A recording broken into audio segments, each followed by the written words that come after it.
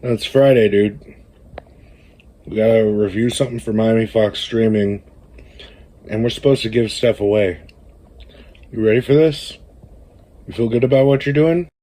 Why do you always bring me into this shit? Greetings, fellow insomniacs. It's your friend in fright, good old Chunky Larry, from the Creature Features podcast and the horrifying tales of horror.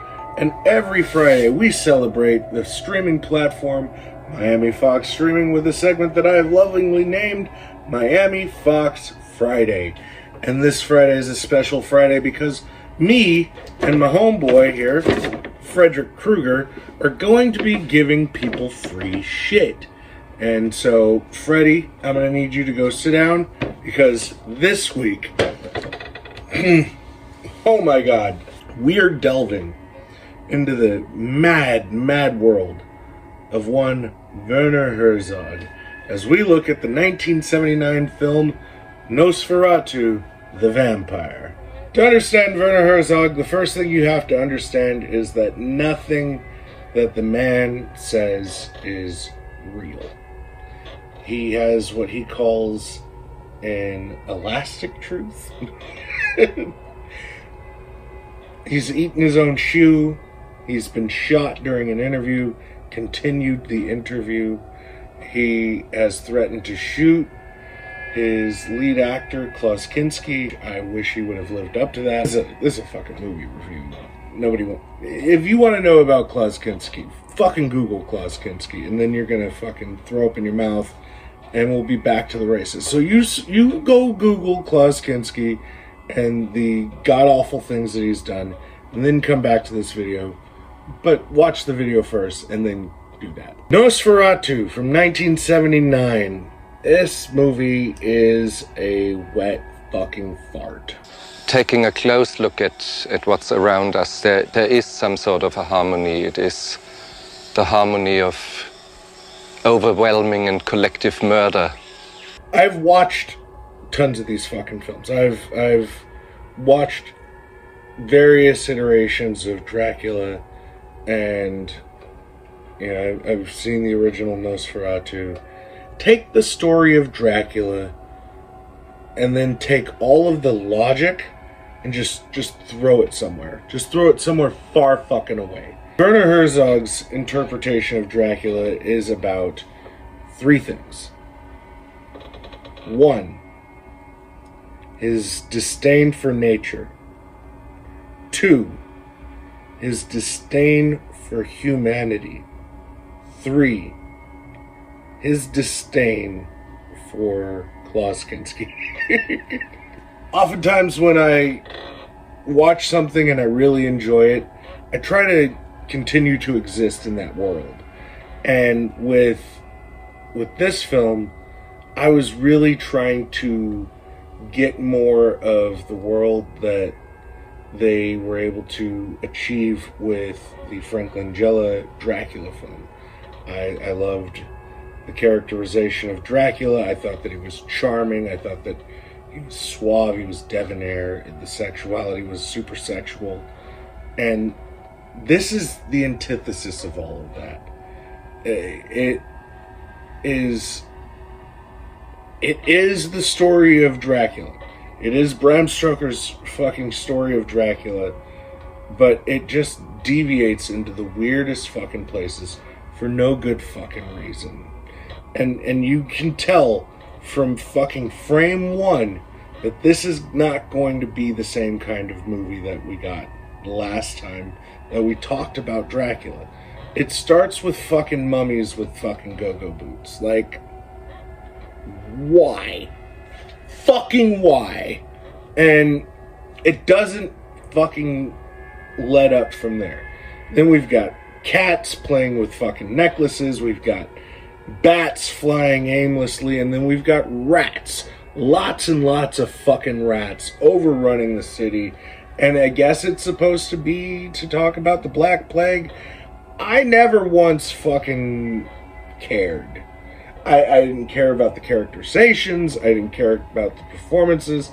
And I think that part of my disdain really derives from my absolute fucking, like, guttural hatred for Klaus Kinski. Now, I knew it was going to be a matter of time before I found something on Miami Fox streaming that I wasn't going to enjoy.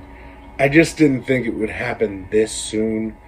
And, that's the risk that you take when you watch shit you've never seen before, is you're opening yourself up for fucking disappointment. Especially, like I said, I was riding a high of Dracula. I thought that Dracula was so fucking good. I thought that the only performance in this film, with the exception of Klaus Kinski, who does a really good portrayal of Nosferatu, that the best fucking performance in this movie is fucking Renfield. Everybody else doesn't feel like they're acting. Like it feels like they're acting, but it doesn't feel like they're acting. It doesn't feel like they're giving you a performance. It feels like they're being shouted out off screen, and they're just trying to get the words out. And that's just not good. It's not good to me. Coming in with a Reaper for this movie, I'm gonna give this a 1.5 out of 5. I hated this movie, and I would give it a lower score, but I thought that the performance of Renfield was fucking fantastic. I'm more curious about Werner Herzog than I was before I watched the film.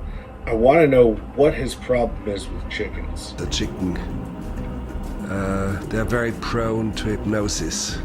Right? But that's not what you guys came here for. You want to know who won stuff. You want to know if it was you that's going to take away the Howling book.